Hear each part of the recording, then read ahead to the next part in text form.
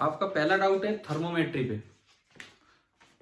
First question जो first क्या एक ही डाउट है और फिर वो साइन कोसाइन पे हम चलेंगे। थर्मोमेट्री पे आपका ये डाउट था कि जैसे मान लो एक कोई डिग्री सेल्सियस स्केल है जो तो अपना स्टैंडर्ड स्केल है ही, डिग्री सेल्सियस स्केल, और आपको बोला गया है कि एक कोई डिग्री एल स्केल है, इस तरह का कुछ दिया गया है, डिग्री एल, इस तरह का कोई नया स्केल दिया, और आपको यूं कहा गया था कि एक कोई लिक्विड है, कोई भी लिक्विड, उसके दो पॉइंट,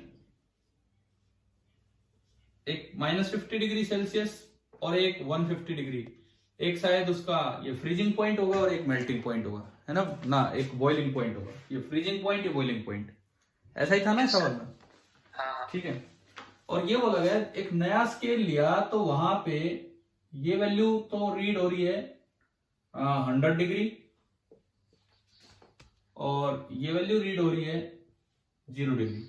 मैंने हल्का सा ये डायग्राम बना लिया है कि भाई क्या था क्या नहीं आपका क्वेश्चन देख के, बस यही है ना, क्वेश्चन में जो गिवन इंफॉर्मेशन है वो ये है, ठीक है।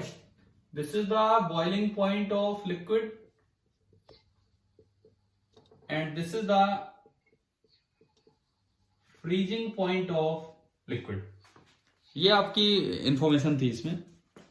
अब इसमें देखो, और पूछा ये है, शायद ये पूछा है कि वाटर का क्या बॉइलिंग और क्या मेल्टिंग पॉइंट, मतलब फ्रीजिंग पॉइंट होगा इस पे नए स्केल पे, है ना, यही था। पहले इस स्केल की बात करो, वाटर का फ्रीजिंग पॉइंट कितना होता है सेल्सियस स्केल पे, कितना, 0 डिग्री से, और वाटर का बॉइलिंग पॉइंट कितना होता है सेल्सियस स्केल पे नॉर्मल प्रेशर पे, 100 डिग्री सेल्सियस। अब आपको ये बताना है कि इनके कोरस्पोंडिंग वैल्यू यहां क्या होगी और यहां क्या होगी। इनमें कुछ फिजिक्स नहीं होती है, ये केवल और केवल एक सिमेट्री बेस्ड क्वेश्चन होते हैं कि भाई ये जितने भी थर्मोमेट्रिक स्केल्स होते हैं ये सब इक्वली इतनी डिस्ट्रीब्यूशन को, यहां तो दिखा रखा है कितने डिविजन में, ये जो डिफरेंस है 150 से -50 कितने डिवीजन हो गए, 150 से -50 कितने डिवीजन हो गए, 200, और उसी को वहां बता दिया कितने डिविजन्स में, 100 में। इसका मतलब केवल और केवल एक हल्का सा कंपैरिजन है कि 200 divisions in degree Celsius, these are same as 100 divisions in new scale, or you can say 2 divisions in degree Celsius is same as 1 division in new scale, or you can say 2 degree Celsius change की बात मैं कर रहा हूं, change की, delta theta अगर यहां 2 degree Celsius का चेंज होगा, so this is same as कि वहां कितने डिग्री का चेंज हुआ है, 1 डिग्री का। क्या ये समझ आया? अब देखो, मुझे यहां से यहां पहुंचना है, -50 से 0 आने में कितने डिवीजन बदले हैं, 50 डिवीजन, और अगर इसके 2 डिवीजन बदलेंगे तो उसका 1 डिवीजन बदलेगा, तो अगर इसके 50 डिवीजन बदले तो इसके कितने डिवीजन बदलेंगे, 25, हाँ 25, इसके 2 पे उसका 1, तो 25 डिवीजन ऊपर गए तो ये कितना हो गया, 25 डिग्री। ऐसे अब ऊपर से नीचे आओ, 150 से 100 आए, कितने डिवीजन नीचे उतरे आप, 50 डिवीजन नीचे उतरे, तो इधर 50 उतरे तो इधर कितना नीचे उतरेंगे,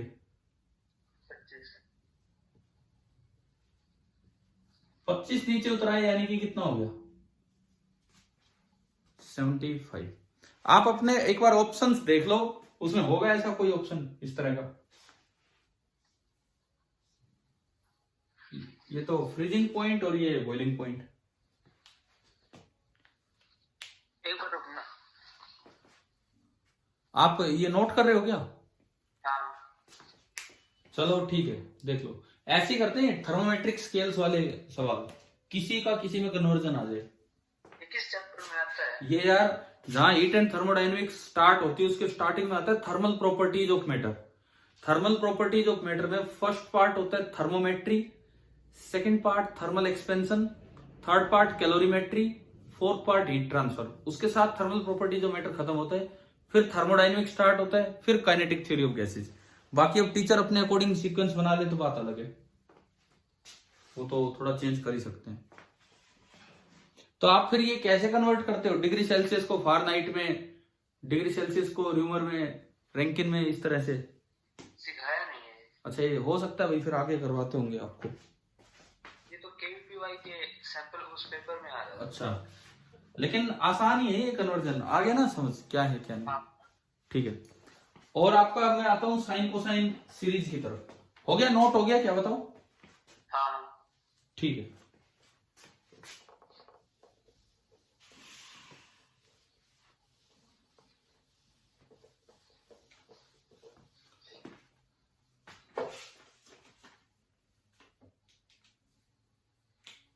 देखो, जैसे मान लो कहीं साइन थीटा हो, आपने कहा इसकी, पहले मैं आता हूं अप्रोक्सीमेट वैल्यूज पे, उसके बाद मैं आऊंगा एवरेज वैल्यू पे। दो ही बातें पूछी है ना आपने। सबसे पहले मैं बताऊंगा कि अप्रोक्सीमेट वैल्यूज कैसे लिखी जाती हैं। साइन थीटा पूरा एक सीरीज की तरह चलता है। सीरीज में अगर आपको बताऊं, समेशन n बराबर 0 टू इंफिनिटी, ये समेशन लिखना आता है, देखना आता है कैसे खोलते हैं इसको। सिग्मा का मतलब एक बार n 0 पुट किया, एक बार 1, इस तरह से -1 raise to power n theta raise to power 2n+1, इनमें n हम पुट करते चलेंगे और नीचे बनता चलेगा 2n+1 का फैक्टोरियल। तो एक बार खुलवाओ इस सीरीज को, क्या खुलेगी ये सीरीज। n की जगह 0 रखा, -1 की पावर 0 1, थीटा की पावर कितनी होगी 1, थीटा अपॉन नीचे 1 फैक्टोरियल आएगा, वो तो 1 ही हो जाएगा। ठीक है, अगला n की जगह 1 रखो, -1 की पावर 1 माइनस हो गया। ठीक है, थीटा की पावर कितना, थीटा क्यूब, और नीचे 3 फैक्टोरियल प्लस, अब तो एक सीरीज समझ में आई गई होगी, theta 5 factorial upon 5 minus theta 7 factorial, इस तरह से खुलाए। अब देखिए, इनमें एक बात ध्यान रखना कि यार theta is in radian, degree में नहीं है, पहले ये रेडियन में कन्वर्ट कर लेना है, उसके बाद ये है ये सीरीज। अच्छा, for small angles theta cube, theta 5, ये higher powers can be ignored. अगर आप इनको इग्नोर कर दें तो जो अप्रोक्सीमेट वैल्यू बनेगी साइन थीटा की, वो नियरली क्या होती है, थीटा। देखो कई बार क्या होता है, आपको यहां तक भी यूज करना पड़ सकता है, theta cube minus theta cube upon 3 factorial कितना होगा, 1 फैक्टोरियल तो 1, 6। And for more small theta आप थीटा क्यूब को भी इग्नोर कर सकते हो। इसमें तो मैं लिखता हूं हायर पावर्स, कि आप हायर पावर्स को इग्नोर कर सकते हैं। For more small theta sine theta is nearly equal to just theta, लेकिन थीटा रेडियन में लेके। साइन 1 डिग्री को 1 मत लिख देना, साइन 1 डिग्री 1 लिख दिया तो वो तो साइन 90 डिग्री होता है। साइन 1 डिग्री को पहले रेडियन में कन्वर्ट करेंगे, π/180 से मल्टीप्लाई करके। जैसे मान लो कहीं पे आ जाए कि साइन 1 डिग्री, तो आप पहले उसको लिख लो sine 1 degree into π/180 degree, degree से डिग्री गया, साइन ऑफ पाई कितना होता है 3.14/180, and this is nearly equal to 3.14/180। समझ आ गया? इसको देखो, मैं आपको थोड़ा सा और आइडिया देता हूं। साइन 30 डिग्री आ जाए, साइन 30 डिग्री तो ये आएगा, पहले इसको रेडियन में कन्वर्ट करो, थोड़ा बड़ा एंगल मैंने ले लिया, इंटू π/180। 0 से 0 गया ना, डिग्री से डिग्री गया, 0 से 0 गया, कितना बचा है साइन ऑफ π/6। क्लियर? अब देखो π/6 कितना है 3.14/6। आप अगर कुछ नहीं पता तो यहां भी नियरली थीटा मान लो, लगभग आसपास तो पहुंच ही जाओगे।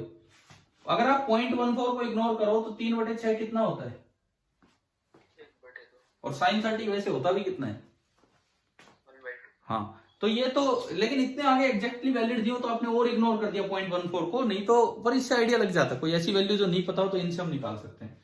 पहली बार बताओ, approximate value of sine theta समझ आ गई? हाँ नोट हो गया आपका? हाँ। ठीक है। दूसरा काम, approximate value of cos theta. Approximate value of cos theta series में एक हल्का सा चेंज होगा। ये थीटा की पावर 2n+1 की जगह ओनली 2n हो जाएगा, और यहां भी ओनली 2n हो जाएगा। बस इतना सा चेंज है। खोलिए अब इसको, क्या बनेगी? क्या बनेगी ये? पहली n की जगह 0, -1 की पावर 0 1, थीटा की पावर 0 1/0 फैक्टोरियल। 0 फैक्टोरियल भी कितना होता है? 1 माइनस, फिर n की जगह 1, मतलब ये -1 हो जाएगा, थीटा की पावर 2 θ²/2 फैक्टोरियल। नेक्स्ट टर्म बोलिए, n की जगह 2 रखोगे तो 4/4। अब ये सीरीज बन गई आपकी, θ4/4 फैक्टोरियल। नेक्स्ट, -θ6/6। हाँ तो बस ये आ गई सीरीज समझ में क्या होती है। ठीक है, थीटा रेडियन में लेना है इस सीरीज में जब आप खोले। For small angle higher powers can be ignored. तो आप अगर उसी तरह से देखें तो cos theta that is nearly equal to 1 - θ²/2। ये यहां तक ले लिया। अब आपको क्वेश्चन में डिसाइड करना है कि इतना यूज करना है या फिर और भी स्मॉल एंगल हो तो इसको भी इग्नोर कर दो। तो कोस थीटा नियरली कितना हो जाएगा? 1 हो जाएगा। क्या ये समझ आ गया? हाँ। ठीक है। कभी कभार यार 1 लेने पे ना वो 100% एरर हो जाता है, वो कट के 0 आंसर आ जाता है। तो आपको यहां तक पहुंचना पड़ेगा, वो आपको क्वेश्चन से डिसाइड करना पड़ेगा। और एक इन दोनों की मदद से बस ये याद रखना कि for very small angle, for very small angle, जैसे आप tan थीटा लिखें तो ये sin theta upon cos theta होता ही है। And for very small angle sin theta, theta और cos theta 1, so tan theta is also equal to theta. क्या ये क्लियर हो गया? हाँ। ठीक है, अब मैं चलूं एवरेज वैल्यूज पे। इसमें जैसे अप्रोक्सीमेट वैल्यू में कई बार बिल्कुल साइन थीटा का कोई फंक्शन दे दिया, जैसे कि 1 - cos थीटा या अच्छा। cos² theta. अच्छा, इनकी कैसे निकालने? नहीं इनकी मतलब जैसे मान लो आप कह रहे हो कि साइन थीटा का क्या दे दिया? cos theta. एक और मेरे पास एक था क्वेश्चन था, जैसे कि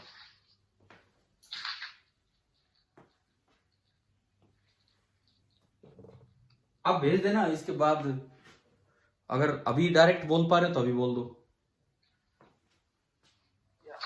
बोलो जल्दी बोलो। आप मिटा लो, इतने मैं एक बार देख लेता हूँ। जल्दी देखना क्योंकि मेरी क्लास है अभी 11:30 बजे।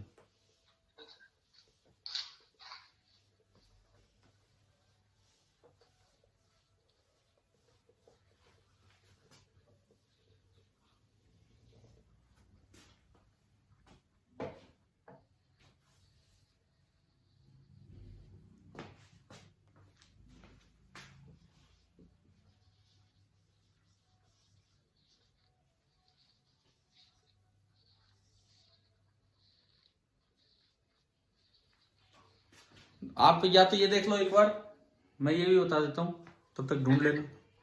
मिल गया वो? ना अभी से नहीं, बाद में देख के बता। तो ठीक है, आप बाद में देख के भेज देना जो भी डाउट है। अब एक बार ये और देख लो, एवरेज वैल्यूज।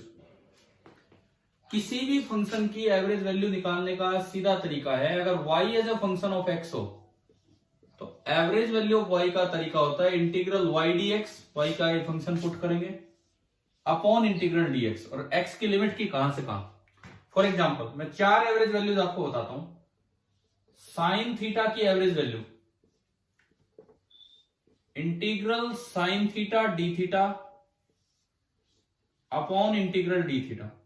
अब इनकी एवरेज वैल्यू कहां से कहां, सपोज आप 0 से 2 पाई निकाल लो पूरे एक साइकिल पे, तो ये इंटीग्रेशन वगैरह आपको सोल्व करना आता है, जीरो आएगी। दूसरी बात, कोस की एवरेज वैल्यू, यही तरीका है, integral cos theta D theta 0 से 2 पाई पूरी एक साइकिल पे divided by integral D theta 0 से 2 पाई पूरी साइकिल पे हो जाएगा ये, और ये भी जीरो आएगा। तीसरी चीज मैं वो बता रहा हूं जो आपको याद रखनी चाहिए फिजिक्स के लिए जरूरी, average of sine square theta, integral sine square theta D theta upon integral D theta. मुझे लगता है कि आपने आसानी से ये इंटीग्रेशन मैथमेटिकल टूल्स में सीख लिए होंगे, इसको लीनियर टर्म में कन्वर्ट करके साइन स्क्वायर थीटा को 1 माइनस कोस 2 थीटा अपॉन 2 करके, और ये जो आप सोल्व करोगे तो जहां तक मुझे याद है वैल्यू हाफ आती है। ऐसे ही फोर्थ होता है कोस स्क्वायर थीटा, उसकी एवरेज वैल्यू इसी तरह से निकलेगी पूरी साइकिल पे, एक कंप्लीट पीरियड जो होता है कोस का वहां तक, और ये वैल्यू भी हाफ आती है। मतलब कोई भी फंक्शन हो उसका एवरेज इस तरीके से निकाला जाता है। चलिए ये 2-3 बातें क्लियर हुई कि नहीं, ये बताओ अभी। एवरेज में ये 4 रिजल्ट्स अपने याद रखना है ना, ये काम आते हैं, ये जो साइन, साइन स्क्वायर, कोस और कोस स्क्वायर। ठीक है, फिनिश करूं मैं क्लास? ठीक है, चलिए, ओके बाय।